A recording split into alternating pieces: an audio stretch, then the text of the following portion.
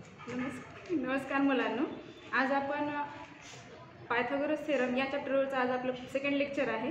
तर थोडंसं रिवाईज करूया. आपण काल काय पाहिलं ते पहिल्या लेक्चरमध्ये जे पाहण्यात आलं ते पाहूया. पायथागोरियन ट्रिपलेट पाहिला. पायथागोरियन ट्रिपलेट तुमच्या लक्षात आलं असेल की 3 नंबर दिलेला असतो, तुम्हाला 3 नंबरचा सेट दिलेला असतो. तर या 3 नंबरच्या सेटमध्ये लार्जेस्ट नंबरचा स्क्वेअर हा जर रिमेनिंग 2 नंबरच्या स्क्वेअरच्या सम एवढा असेल तर ते पायथागोरियन ट्रिपलेट होतं.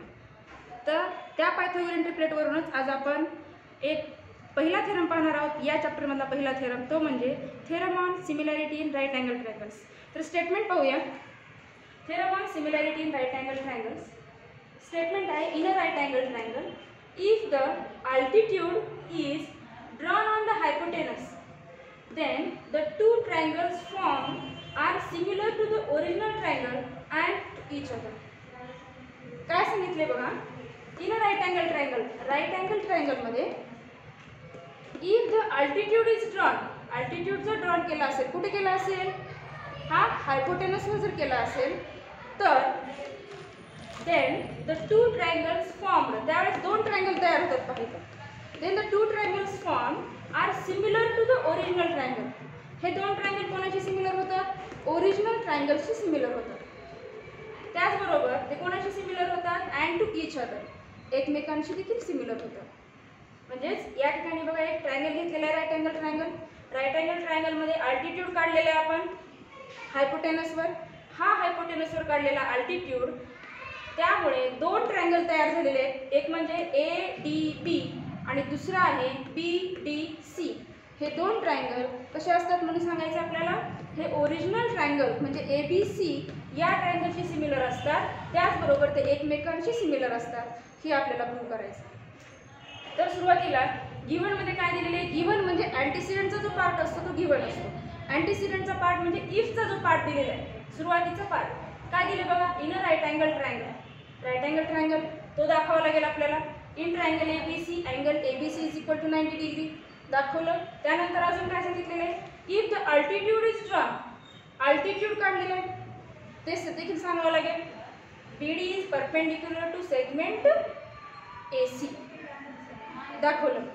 त्यानंतर आपल्याला बिटवीनेस देखील सांगावं लागेल, कारण AC वर आपण अल्टिट्यूड काढलेला आहे, त्यामुळे AC चे दोन पार्ट झालेले आहेत. D हा A आणि C च्या मध्ये आलेला आहे, त्यामुळे आपल्याला बिटवीनेस हा सांगावाच लागेल.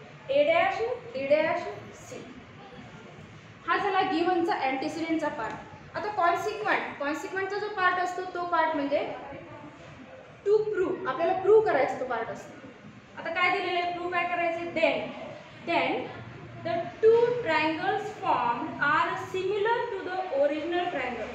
Two triangles formed म्हणजे ADP and BDC हे जे दोन ट्रायंगल्स तयार झालेले आहेत, हे दोन ट्रायंगल कोणाशी सिमिलर असतात, ओरिजिनल ट्रायंगलशी. ओरिजिनल ट्रायंगल हा आपला ABC आहे. म्हणजेच triangle ADB is similar with triangle ABC and triangle BDC is similar in triangle ABC.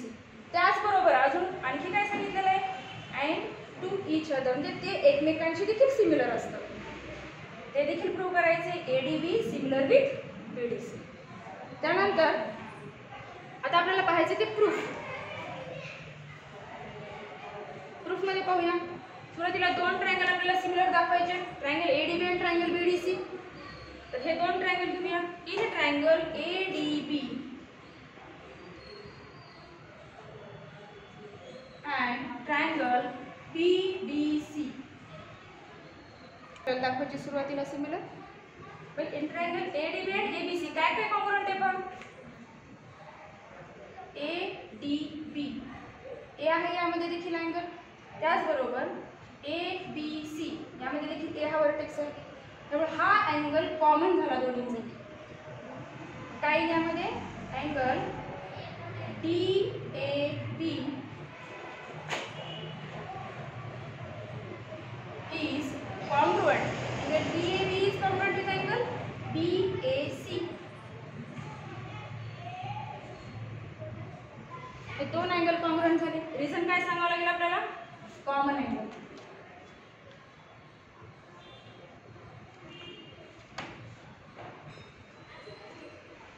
त्यानंतर त्यानंतर अँगल राईट अँगल ट्रायंगल आहे दोन्ही, ते देखील सांगता येईल आपल्याला, ते देखील रिझन आहे. अँगल ADB आणि अँगल ABC हे दोन अँगल 90 डिग्रीचे आहेत.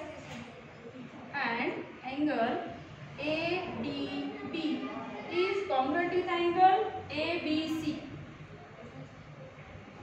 इथं रिझन घ्यावं लागेल आपल्याला, each of 90 degree.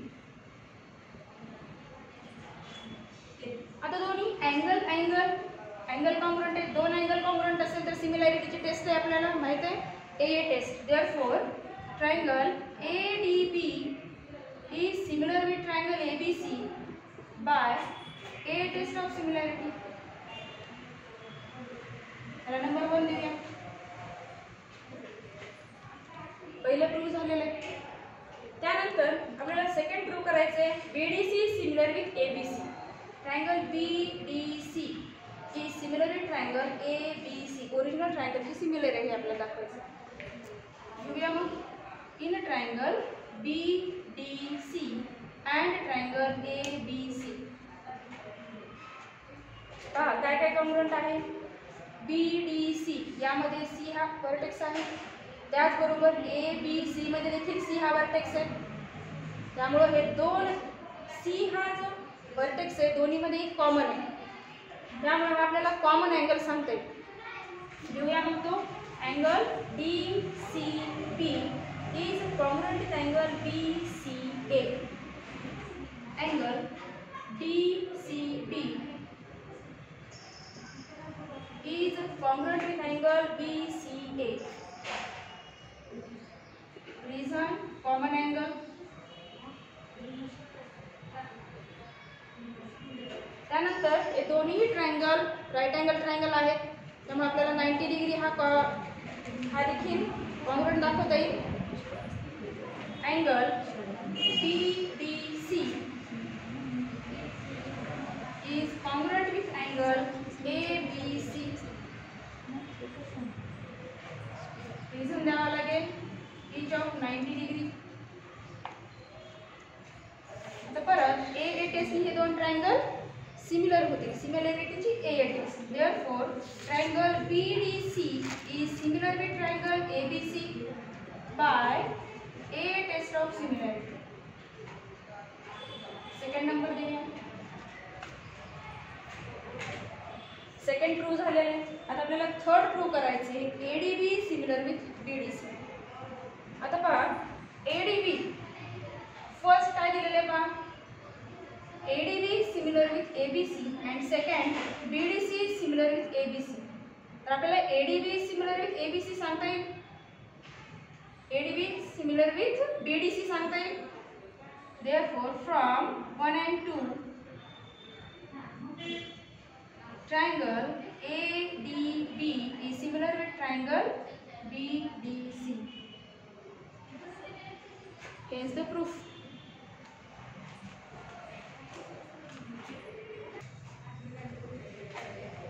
Triangle ADB similar with triangle BDC याला नंबर 3 देऊया. त्यानंतर फ्रॉम 1, 2 and 3 पहा. ADB is similar with ABC. Second आहे BDC similar with ABC and triangle ADB similar with BDC. आपल्याला ट्रान्झिटिव्हिटी प्रॉपर्टी माहिती आहे, तर ट्रान्झिटिव्हिटी प्रॉपर्टीवरून आपल्याला सांगता येईल triangle ADB is similar with triangle BDC is similar with triangle ABC. कारण transitivity property काय सांगते आपल्याला, transitivity. If the first triangle is similar with second triangle and second triangle is similar with the third triangle, then the first triangle is similar with the third triangle. आता यानंतर आपल्याला पाहायचे theorem of geometric मीन. आता geometric मीन हा जो theorem आहे, statement काय सांगते पहा, जिओमेट्रिक मीन आपण मागच्या वर्षी पाहिलेला आहे. काय आहे जिओमेट्रिक मीन ते पाहूया.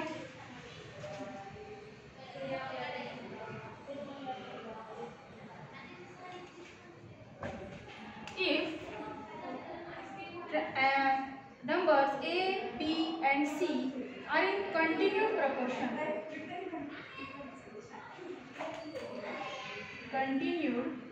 proportion, then A upon B is equal to B upon C होतं. तर यालाच काय करतो क्रॉस मल्टिप्लिकेशन करा. B square is equal to AC. It means that B is the geometric mean of A and C. हेच आपल्याला prove करायचे. तर बघूया काय आहे स्टेटमेंट जॉमेट्रिक मीन या थेरमचं. Theorem of geometric mean. In a right angled triangle, the perpendicular segment to the hypotenuse from the opposite vertex is the geometric mean of the segments into which the hypotenuse is divided. परत एकदा पहा. In a right angled triangle, right angled triangle आहे.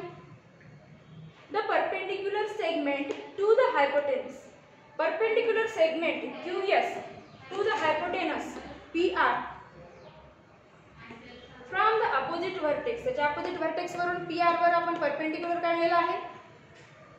Is the geometric mean. ही काय आहे geometric mean असते. केव्हा geometric mean कोणाची असते of the segments into which the hypotenuse is divided. या सेगमेंटची geometric mean असते ज्यामध्ये हा सेगमेंट काय करतो हायपोटेनसला दोन सेगमेंटमध्ये डिवाइड करतो. म्हणजे QS हा जो हायपोटेनस आहे, QS हा जो अल्टिट्यूड म्हणजे परपेंडिक्युलर आहे, हा परपेंडिक्युलर PR या हायपोटेनसचे दोन सेगमेंट तयार करतो आणि ह्या दोन सेगमेंट म्हणजे PS आणि SR चा QS हा ही जॉमेट्रिक मीन आहे. हे आपल्याला प्रूव्ह करायचं. म्हणजे QS square is equal to PS into SR. हे प्रूव्ह करायचं आपल्याला. मग गिवन मध्ये काय आहे? गिवन मध्ये in triangle PQR angle PQR is equal to 90 degree. त्यानंतर segment QS is perpendicular to segment PR and P'(S')R. हा बिटवीननेस आपण दाखवलेला आहे. त्यानंतर टू प्रूव्ह काय करायचे QS square is equal to PS into SR. That is QS is the geometric mean of PS and SR. आता proof मध्ये पाहूया. Triangle PQR. In triangle PQR, segment QS is perpendicular to hypotenuse or segment PR. अगोदरचा जो आपण theorem पाहिलेला आहे previous theorem कोणता होता? Theorem of similarity in right angle triangles. त्यामध्ये देखील अशाच टाईपमध्ये फिगर होती बघा, डायग्राम होती. तर त्या डायग्राममध्ये काय सांगितलं होतं आपण की ते दोन ट्रायंगल जे तयार होतात हे दोन ट्रायंगल एकमेकांशी सिमिलर होतात. तर अशा वेळेला आपण जर परत तेच घेण्याची आवश्यकता नाही. परत तुम्ही तो थेरम ते दोन ट्रायंगल सिमिलर दाखवा, सिमिलर दाखवल्यानंतर पुन्हा ते प्रूव्ह करा हे दाखवण्याची आवश्यकता नाही. डायरेक्ट तुम्ही सिमिलॅरिटी इन राईट अँगल ट्रायंगलवरून हे दोन ट्रायंगल सिमिलर दाखवू शकता. म्हणजे इथं काय सांगता येईल आपल्याला? Triangle PSQ is similar with triangle QSR. Direct सांगता येईल आपल्याला. रिझन सांगावं लागेल. Similarity in right angle triangles.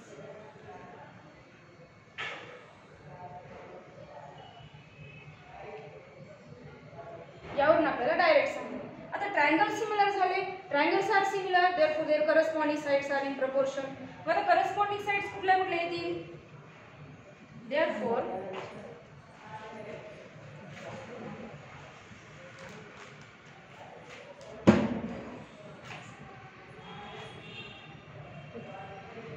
PS upon QS is equal to SQ upon SR is equal to PQ upon QR. PS upon SQS is equal to SQ upon SR and PQ upon QR. Reason द्यावं लागेल corresponding sides of similar triangle. आपल्याला prove करायचं आहे QS square is equal to PS into SR. QS square, त्यामुळे ही equality घेऊया आपण. PS upon SQ और QS is equal to QS upon SR. Cross multiplication करा. QS square is equal to PS into SR. हे is the proof. यावरून आपल्याला सांगता येईल की QS is the geometric mean of PS and SR. हा झाला आपला theorem of geometric mean.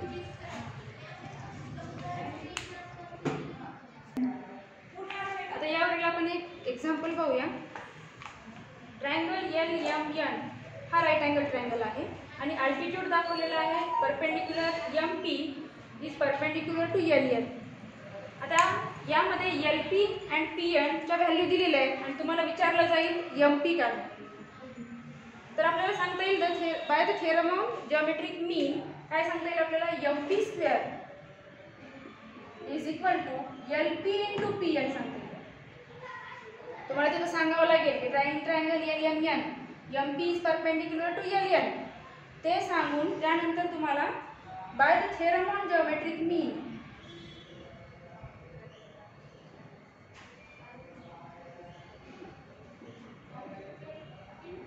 MP square is equal to LP into PN. मग आता व्हॅल्यू ठेवूया. MP square is equal to LP is 16 into PN square. PN दिलेले 9. 16 into 9 144. Therefore, by taking square root, MP is equal to 12.